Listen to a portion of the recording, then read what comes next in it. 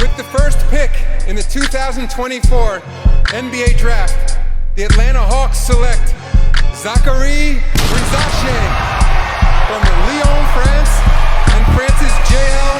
The Wizards select Alex Sarr. The Houston Rockets select Reed Sheppard from the University of Kentucky. Stephon Castle, John Holland II, Tijian Salon. Welcome to my channel. Welcome everyone to a new video. We'll be reacting to a new Bleacher Report article. I'm just going to try and do one of these every week, and or maybe a couple every week. I don't really know. This may be a main part of my channel.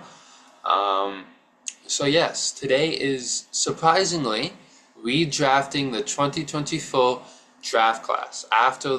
This is ahead of the 2025 All-Star Weekend. I just saw it today and I thought I would reply and see how it is. It's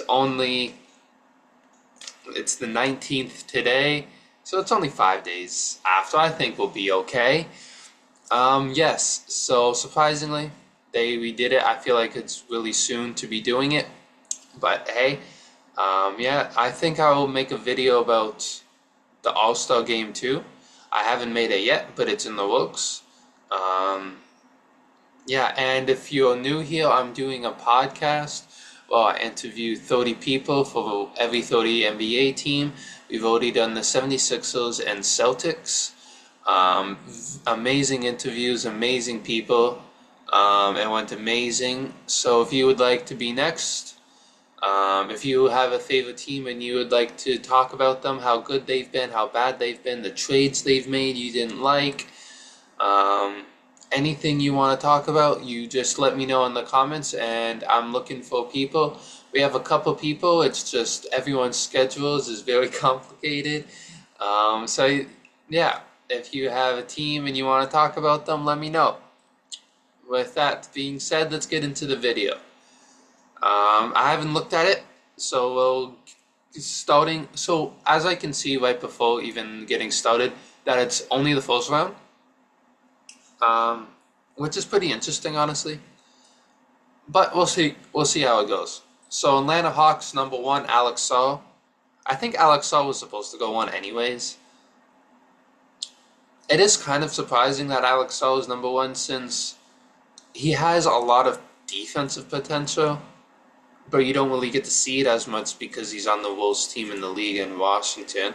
So I'm surprised. I'm not saying he doesn't deserve to be #1, but players like Stephon Castle and Jared McCain, I could see them being, even not Zach Edey being ahead of him, but just he's been more impactful, I guess, but that's because he's on a better team, I guess.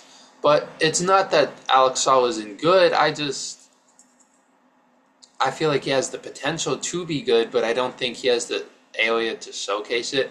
And it's funny because like Atlanta could have drafted him, and they went Zachary Rizache, who has been very good too. I'm not saying that. I'm just saying Alex Sarr could have. Well, he was the projected #1 pick, and he ended up going #2.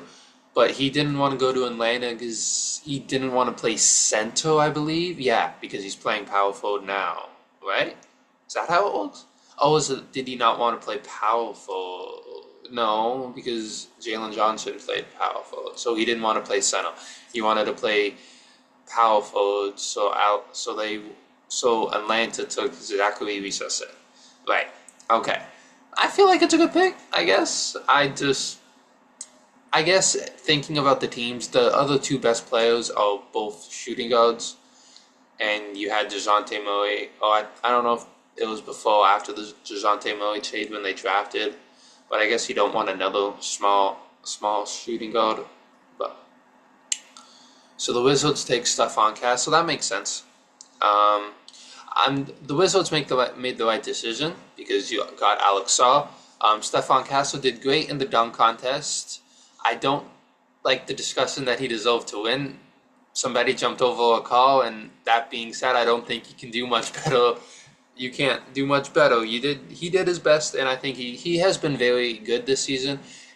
He's getting I like the graphic that the Spurs have the past, present, and future. I feel like Stefan Castle is a great. I don't know if he's a number two, maybe a number three beside Vic. He fits perfectly, and he's sneaky, athletic, good defense. I don't know if he's really set to be a point guard. I don't know. Does it show the stats? No. But yeah, with De'Aaron Fox beside him, that also takes a lot of pressure off of him, which will make it a lot easier for him in the future. And now, I don't think does he have a chance to win. He has one of the highest chances to win Rookie of the Year, honestly.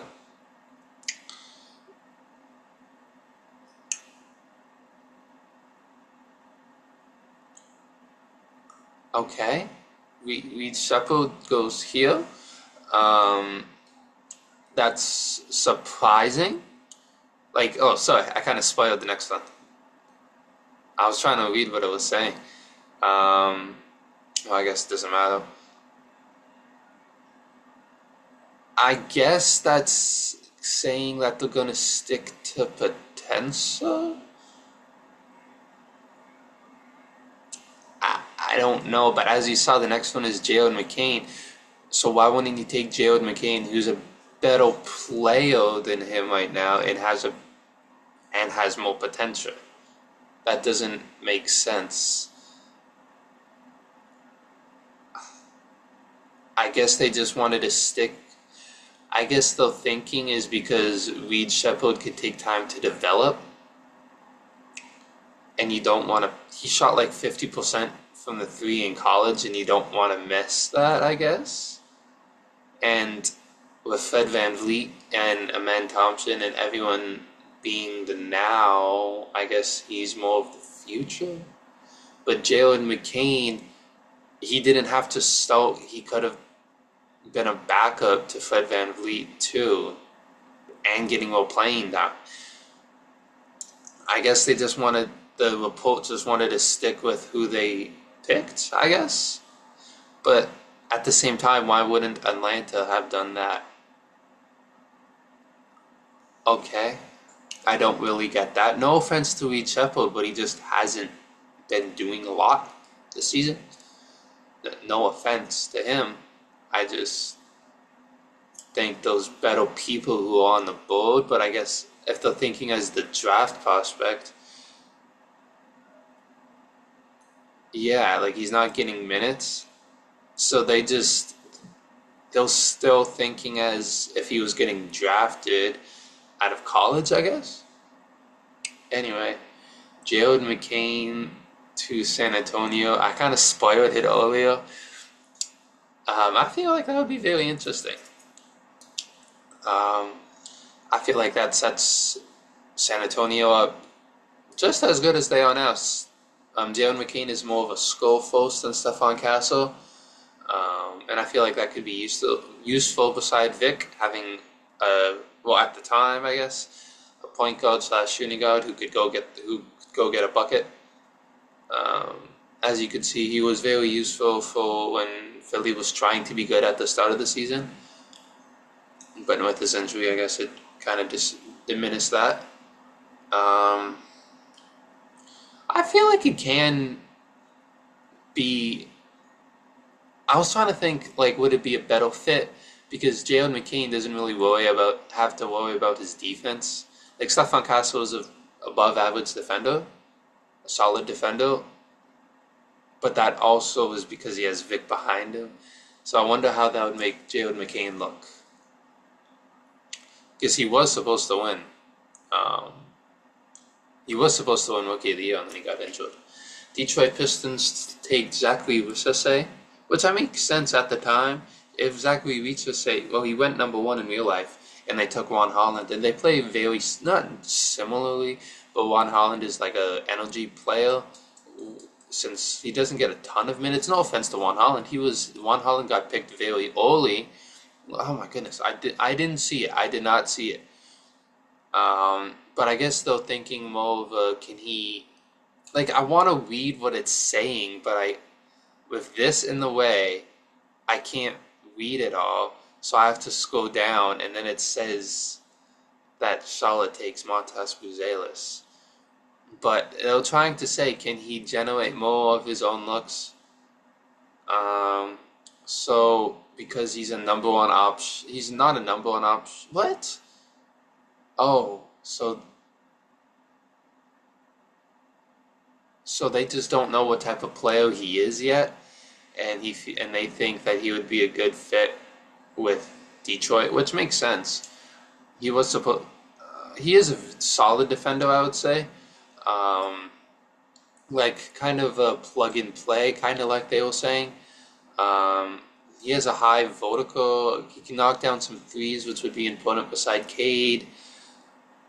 And I feel like he's a solid defender as a rookie. I feel like there's a lot of potential. Over Juan Holland is a definitely. Matas Buzelis, who, with all due respect, Matas, never do a dunk contest again. With all due respect, never.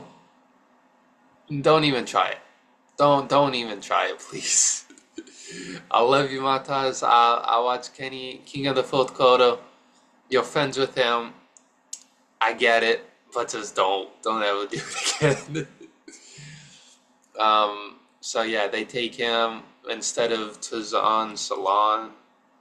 And he originally went to 11. He dropped a lot because people didn't think he could have, because his shooting went down a lot, and he shot like 20% in the G League, and people thought, oh well, I guess he's that type of player now, when in high school he was a good three-point shooter. So that's why he fell so far. I feel like it was, for Charlotte, I feel like that would be a better fit. He kind of plays similarly to Brandon Miller, which could be a problem, but I feel like that sets you up better since Tizan Salon is kind of like like he's a project. Which, do you really want to take a project at 6? Well, I mean, you did, so I guess it is his rookie season, and there's not much we can say to Tizan Salon, which you think he would be getting more minutes now, but we'll wait and see. I feel like Matas Buzelis has been very underrated this season too, because he hasn't been getting a lot of minutes, since he also has to play the power forward in Chicago, since they have a million point guards, so he has to kind of play this power forward, which he's not big enough for. So I guess that kind of just diminishes his minutes, which that's just Billy Donovan as a terrible coach. Portland gets Donovan Clinging. Yeah, that makes sense, because Portland was really high on him. It makes sense why they would continue to draft him again, because like they said, if Donovan Clinging is still there at pick 7, that they would definitely take him. So if he's still here at pick 7, I feel like he would definitely get picked up still. Donovan Clinging has been a very solid rookie. He's kind of what you expected coming out of college, a good shot blocker. They have a good nickname for him. I'm wondering if I could think of it. I can't. Something to do with blocks. I feel like he's definitely the future, since they almost traded Robert Williams, or they should have traded Robert Williams, and they still have DeAndre Ayton. They should have traded one of them so you could get Donovan Clinging more minutes. But the problem is they've been winning a lot too, which has been a big part with Donovan Clinging. What does it say here? That, oh wow, so among everyone who logged at least 500 total minutes this season, Clinging is one of 3 players who clear 90 percentile of a wall man. So that means 90% he's walling? Oh, is he just that effective at, wow, he's walling. He's an amazing shot blocker, and I feel like he's kind of what it says here. He does most of what he does big man. He's a big man. That's what you want out of your big man, is everything Donovan Clinging is and who he can be. He's kind of like what Walker Kessler was and was supposed to be. Jalen Wells, wow. So over Rob Dillingham,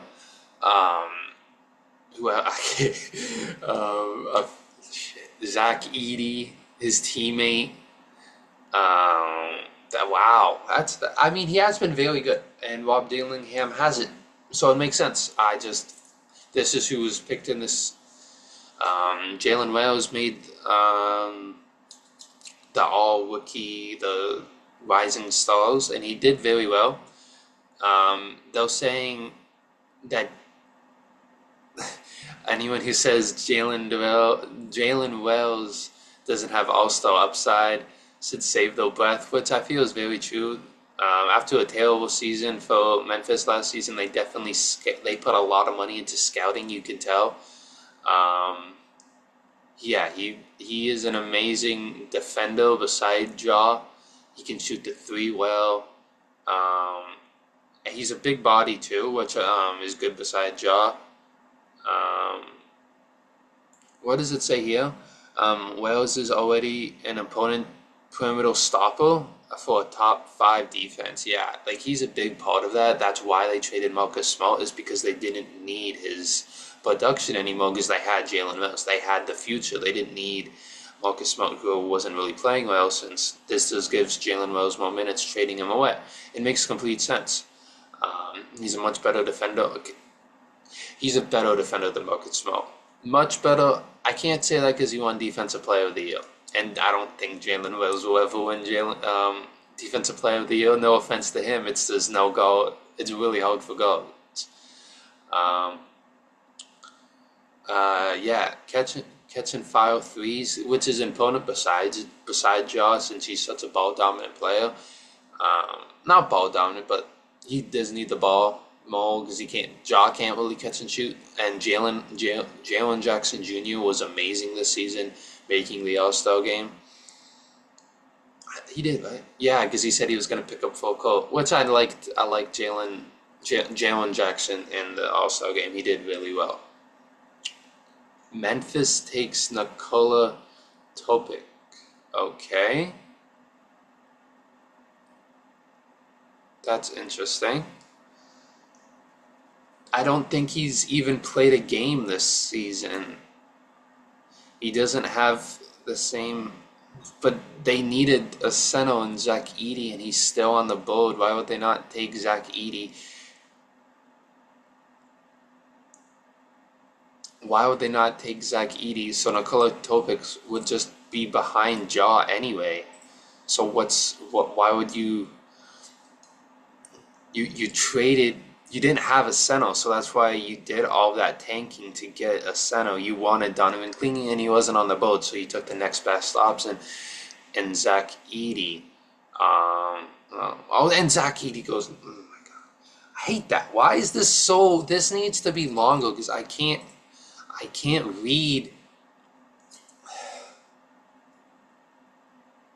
That doesn't make sense. So he was available, and now he's injured the entire season. So you're going purely off potential.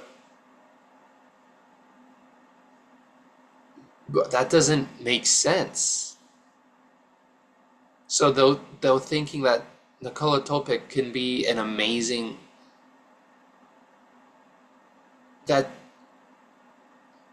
So you're saying he isn't a good 3-point shooter, and he doesn't and lateral mobility isn't there for him. That is exactly what you need if your best player is Ja Morant. That doesn't, man, what the hell? Like, you see, he literally has a Grizzlies jersey on, and he could have went to the Grizzlies. That doesn't make sense. Utah gets Zach Edey, but now that makes a question because they have Walker Kessler. So what do you do with Walker Kessler now if you're Utah? You wanted to trade him away anyway, but now you have to basically.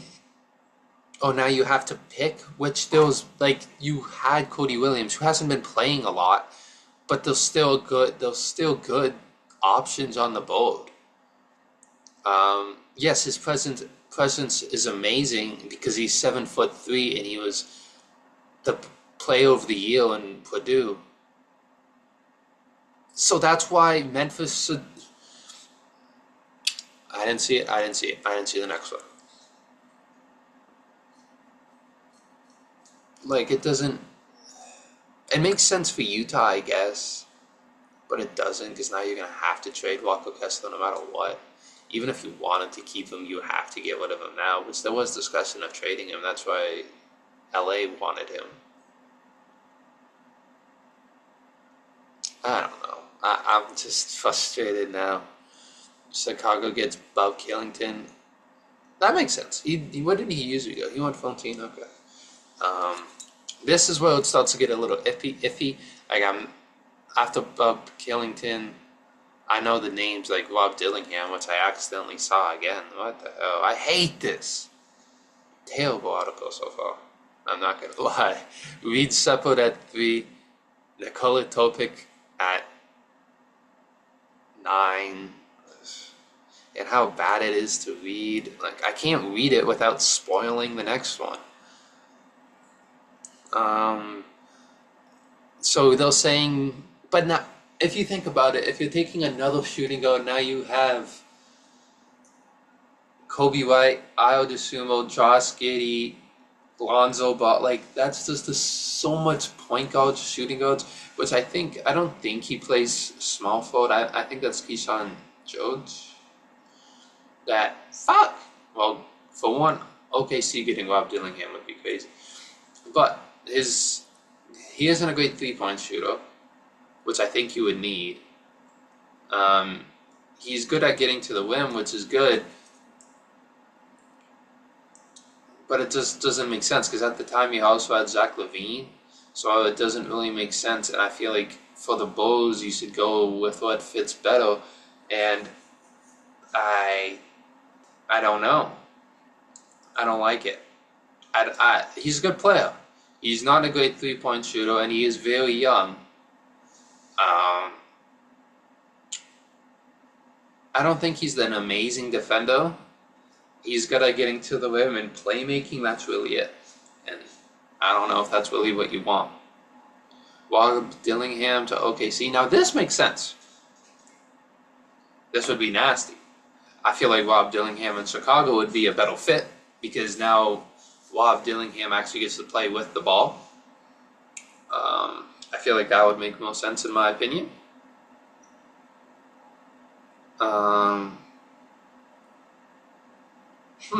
But now him in OKC, does he?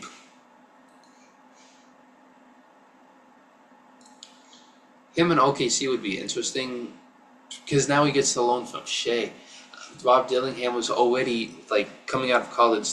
People are saying he has one of the most aura coming out of the draft, and now you're putting him behind Shea. That would be a hard backcourt to try and stop in the future. I feel like that's the steal of the draft. That's the steal of the draft, honestly, in my opinion. Great pick. AJ Mitchell. I do not know a lot about AJ Mitchell, honestly. He's kind of like the main defender. Not main defender, kind of like a point of attack defender. He's mostly in the depth, though. He hasn't really been getting a lot of minutes that I know of. But I know he did get injured. Was it this year or was it the end of 2024? He moves well without the ball, but he's not a great ball. So he's going to Sacramento. Oh, instead of Devin Carter. I saw the jersey and I thought that would make sense, honestly. Because at the time you're kind of getting what you thought you would get out of Devin Carter, which isn't fair to Devin Carter because he was injured right away and he's only played a little bit. So at least he played minutes, unlike Nikola Topic, which I don't think he has played. Now I want to know. I don't think Nikola Topic has played. I don't even know if I'm saying it right, and this is gonna bother me. Let's see. Has he? He hasn't. So he hasn't played at all. He hasn't played a single minute. He was. How did they get that pick? Oh. Traded by Houston as a future 2024 pick with Chris Paul for Russell Westbrook. Okay. Interesting. But still, he's not going to be that high. My bad. This is bothering me. So AJ Mitchell, Yeah, so very good defender. I feel like he can kind of be like Keon Ellis, kind of. So I don't know if he would get much minutes. You're kind of replacing Keon Ellis already, which he's already. So you would have two backcourt players that are kind of the same, which would be good. You wouldn't really get a break. Imagine if both of them were on the court, but then if both of them were on the court, then with De'Aaron Fox be on the court, then I don't know. I don't know. I feel like that is the way that could. I don't know. I can't think of anyone right now. Um, but I feel like that is a solid pick, a good defender, a backcourt defender, which you already have though. But we'll see. Devin Carter going to Portland. So he would back up Scoot Henderson. Would you really want that? He doesn't really fit the environment that they have. I don't know. It makes sense. It doesn't make sense really because unless they're trying to build a culture there, because Devin Carter is more of a win now player, I would say, because of his grit, kind of. I don't really get it. It has been a rough start for him, I would say, on the offense, but that's only because it just started. But he is getting a lot of assignments that you wouldn't really give to a rookie, but I guess that is because they don't have a lot of defenders over in Sacramento. But it's because he can also handle and hold his own. The top, leaving him inside the top 5 is a bet for his 3-point. Even his money ball is fine, but he'll probably need to. Yeah, I don't feel like that would fit with what Portland wants. You already have a bunch of point guards with Delano Bannon, Scoot Henderson, Anthony Simons. That's all I can think of. I guess it isn't a lot, but that it's kind of like, what then he replace Anthony Simons? I guess you also have Shaedon Sharpe. So Shaedon Sharpe was supposed to be the shooting guard, and Anthony Simons was supposed to be gone. But didn't they trade this pick anyway? So would this pick go to Charlotte? I mean Washington. Oh, so this pick is if the trade wasn't even done. Okay. Okay, interesting. Justin Edwards.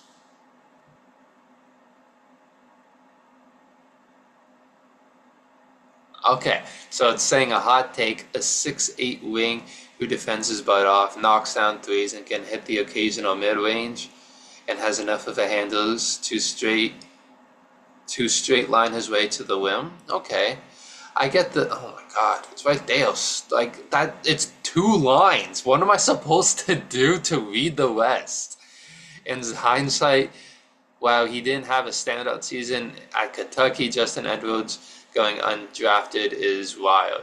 So they're saying because he fits the Heat culture, he's a good defender and he can hit threes. They drafted Khalil Whale so they can try and put Bam beside him, which Khalil Whale has been amazing so far this season. I would honestly say he's better than Justin Edwards. I never really. I had a person on my channel talk about Philadelphia, and I don't think we brought up his name once. But that's very early for him. It is a very hot take, but he does fit the Heat culture. So Khalil Whale going to Philadelphia, that would be pretty smart. Oh, and they have Justin Edwards right there. Okay. Okay, again, like it's right there. It's one sentence. How am I supposed to read it without spoiling it? If you believe Khalil Whale's 3-point shooting, ball skills, and big man defense, yeah, I feel like he's been great. Honestly, he's been one of the best players in the draft class. Ending here is kind of crazy. I feel like that's the harder take, but ending here would be a good decision, I think, for Philadelphia, getting another center to put beside Joel, and you wouldn't have to rely on Andre Drummond and Adem Bana, who I do really like, but I guess I feel like Khalil Whale should have still gone to Philadelphia, and then Philadelphia gets Juan Holland. I feel like that would make more sense in my opinion, but. So Juan Holland going to LA, which is going to be a defensive hype. Okay, I guess that makes sense but as a rookie, I wouldn't want to go there. I feel like Dalton Knecht was the best player available at the time because he's a 3-point shooter. Juan Holland is mostly a defensive hype man, and not really a scorer. Then what does it say here? Playmaking, feel on the ball. So I guess they're like, oh, since he can playmake, kind of flow ones and tough finishes would go good with LeBron and AD. But Dalton Knecht, a 3-point shooter, one of the best 3-point shooters in the draft, went to the perfect situation. That doesn't make sense. Orlando gets Keyshawn George. Wow. The Athletics giving him to... Oh, okay. So they see him being like a Mikal Bridges, but has more ball skills than credited. He brings in more... Okay, I guess that would make sense. It's hard to tell. Tristan da Silva has been pretty solid this season. I'm not going to take that away from him. Can I... Yeah, get that up there. It's hard to say though because he's in Washington, but he does feel like the future in Washington. I feel like his defense is his best attribute, honestly. People say like his ball handling is also pretty good, but I feel like it's his defense. So I guess it does fit Orlando, but he's not a good 3-point shooter, which I feel you need, and Tristan da Silva can fit that more. Ryan Dunn to Toronto. I would have wanted Dalton Knecht. Personally, if I was here in this situation, I would have done Dalton Knecht. But at the time, I did really like Ryan Dunn. But I didn't, so I guess. But Dalton Knecht was supposed to be like a top 10 pick. So if there was a top 10 pick available, I wanted him to drop to Toronto because I knew there was a chance he could have because he was 2 picks away. And we ended up with Jacoby Walter, which in his defense, he's been pretty solid, but I don't know. Ryan Dunn's defense, which, yes, his defense is amazing, and I feel like that would fit well with Toronto, being a switch defense kind of.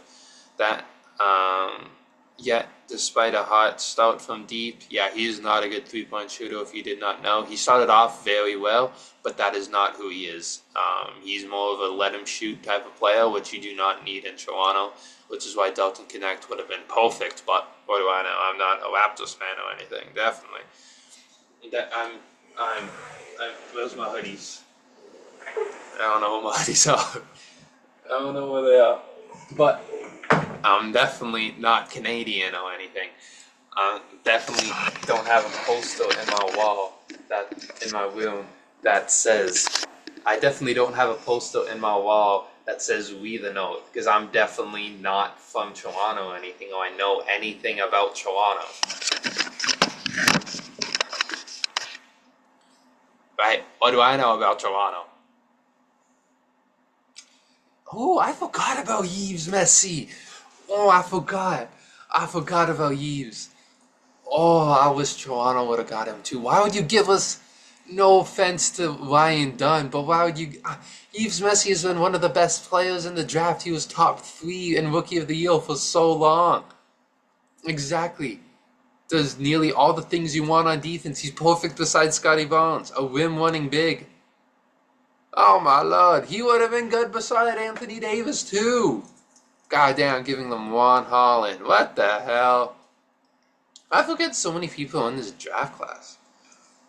Wow, like he is exactly what you would have wanted. He blocks shots and he rim ones. That's exactly what you would want beside an Anthony Davis and LeBron at the time. But he's going to Cleveland. So Cleveland, that doesn't even make sense. That doesn't make sense. They should have got Dalton Knecht. What? They have Jared Allen and Evan Mobley. You're not going to get much playing time. What's the idea that Jared Allen isn't a part of the future then? Like, that doesn't make sense. I didn't really talk much about... Oh, I did talk about Ron Holland. But that doesn't make sense if he's going to Cleveland. Give them Jacoby Walter or Dalton Knecht or something. Why would they need another center? They already have 2. One of them's playing the power forward. So what? What the hell? This shit doesn't make sense. Isaiah Collier? He has been very good, don't get me wrong. I guess that's going for more of a fit, a playmaker, besides Zion that can throw lobs, but you needed a center at the time. So does that would mean that they're bringing back Valanciunas, and that would mean you'd have CJ getting mentoring Isaiah Collier, I guess.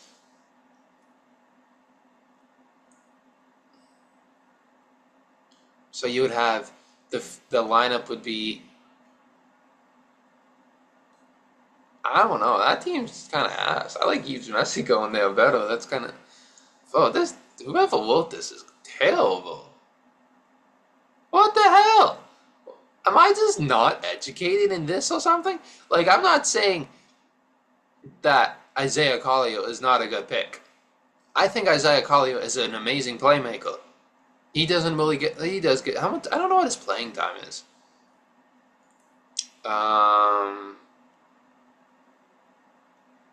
Yeah, like what?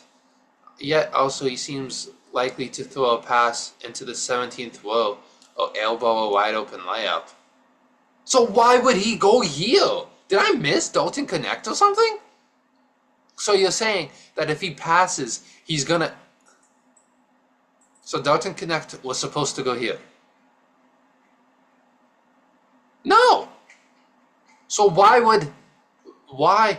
So you're saying what?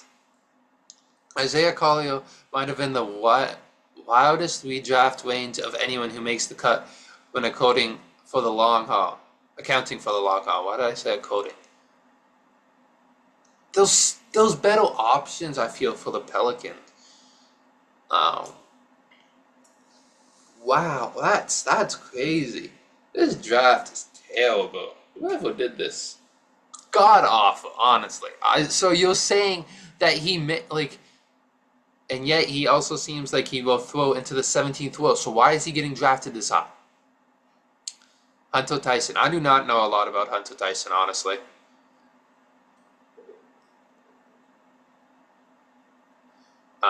Even if it wasn't enough. Yeah, he just doesn't get much playing time.